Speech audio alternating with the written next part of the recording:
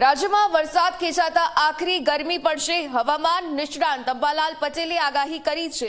ચોમાસા પૂર્વે ગરમીમાં વધારો થશે। 42 થી 43 ડિગ્રી તાપમાન રહે તેવી શક્યતા વ્યક્ત કરવામાં આવી। જૂન મહિનાના અંતમાં ચોમાસાનું આગમન થાય તેવી શક્યતા છે। 20 થી 28 તારીખ સુધીમાં ચોમાસું પહોંચે તેવી શક્યતા પણ વ્યક્ત કરવામાં આવી।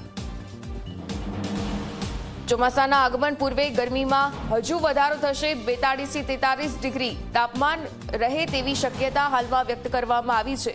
તો જૂન મહિનાના અંતમાં ચોમાસાનું આગમન થાય તેવી શક્યતા। 20 થી 28 તારીખ સુધીમાં ચોમાસું આવવાની શક્યતા।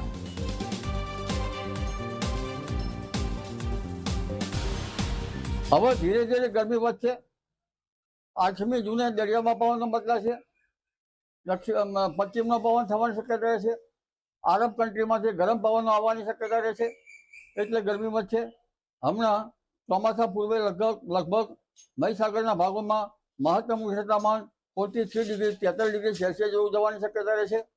અને લગભગ અમદાવાદ ગાંધીનગરમાં પણ ગરમી રહેશે। અમદાવાદમાં પણ 42 ડિગ્રી સેલ્સિયસ ઉપર જવાની શક્યતા રહે। ગાંધીનગરમાં પણ 41 ડિગ્રી સેલ્સિયસ એની આસપાસ રહેવાની શક્યતા રહે। ઉપરાંત ઉત્તર ગુજરાતના ભાગોમાં, બનાસકાંઠાના ભાગોમાં વગેરે પણ 43 ડિગ્રી સેલ્સિયસ જેવું મહત્તમ ઉષ્ણતામાન જવાની શક્યતા રહે। ક્યાંક ત્યાંનાથી ઓછું પણ થઈ શકે।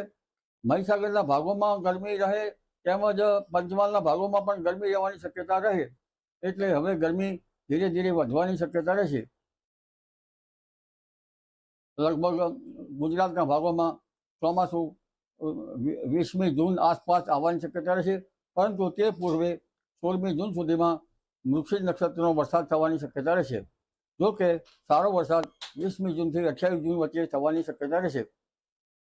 વરસાદ તારીખ 7મી જૂન સુધીમાં વચ્ચે બ્રેકને પછી પાછો પુનઃ 7મી જુલાઈ સુધી પડવાની શક્યતા રહેશે।